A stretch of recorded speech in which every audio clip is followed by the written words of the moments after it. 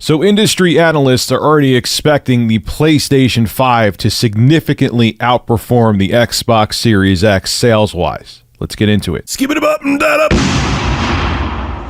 So we've seen the reveals of both Microsoft and Sony's next-gen consoles. Microsoft, to their credit, has been very hands-on with the community. They had the Xbox Series X on Digital Foundry and on Austin Evans' YouTube channel. They let Austin Evans dissect the console, and we saw all of its bits and pieces, literally. And I liked that. I thought it was awesome that they're really letting the community know about their next-gen hardware. But then we saw the game reveals, and the Xbox Series X's, or Microsoft's game reveal, left a little bit to be desired. Halo Infinite, I thought the gameplay looks really fun, but graphically, it looks dated. It looks worse than Halo 5 on the Xbox One X. Well, anyway, it seems that these two reveals had an impact. Games industry research firm DFC Intelligence released a forecast, and they think the PlayStation 5 is going to outsell the Xbox Series X by 2-1. But it's not all doom and gloom.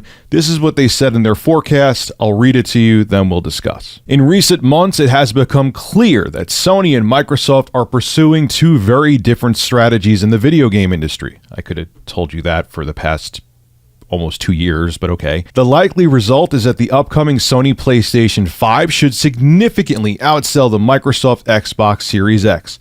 However, Microsoft may have the long-term winning battle plan, which I've talked about before. The latest DFC Intelligence video game console forecasts have the PlayStation 5 outselling the Xbox Series X by a margin of 2-1. The PS5 looks likely to be Sony's third 100 million unit selling console game system. Microsoft is trying its best with the Xbox Series X, but the past few months have revealed they are just too far behind Sony. Consumer brand preference is strongly towards PlayStation. As a piece of hardware, there is nothing Xbox Series X is doing to change that perception. Sony is also a global powerhouse in video games. Microsoft is only strong in English-speaking markets. The Xbox has no presence in Japan and is weak in most of Europe. Sony's strength in global consumer electronics distribution has been too much for Microsoft to overcome, even after 20 years of concerted effort. And plus two, let's keep it real. Do you own a gaming PC? Even a mid-range one? Guess what? Every Microsoft exclusive, platform exclusive, you're going to be able to play on your PC. So there's no reason to go out and buy their hardware, even though it's a great piece of hardware. The Series X is going to be an amazing console. But Sony, if you want to play their exclusive games like Demon's Souls, Gran Turismo 7, Horizon Forbidden West, or Spider-Man Miles Morales, guess what? You have to own Sony's hardware. You have to own it. Exclusives and third-party games are both needed to make a platform successful. And Microsoft, there's no impetus if you own another somewhat capable gaming platform like a PC to go out and buy their system, because you could buy their games on other platforms. It's just that simple. Now, like DFC Intelligence says, and I've been saying this too, it may hurt Microsoft in the short term, but the long term with Project xCloud, they may do well, because that's why they're doing the Xbox Play Anywhere. That's why they're doing it, where you could play the games on the PC. They know it may hurt them now, because if you could play the game on your PC, there's no reason necessarily to go out and buy an Xbox Series X or the heavily rumored Xbox Series S.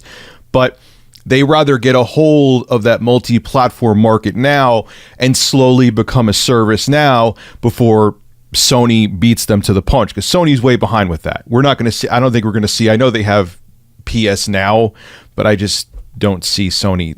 You could just tell they're not focusing on that as much as Microsoft is. So this just goes to show, again, it's very simple.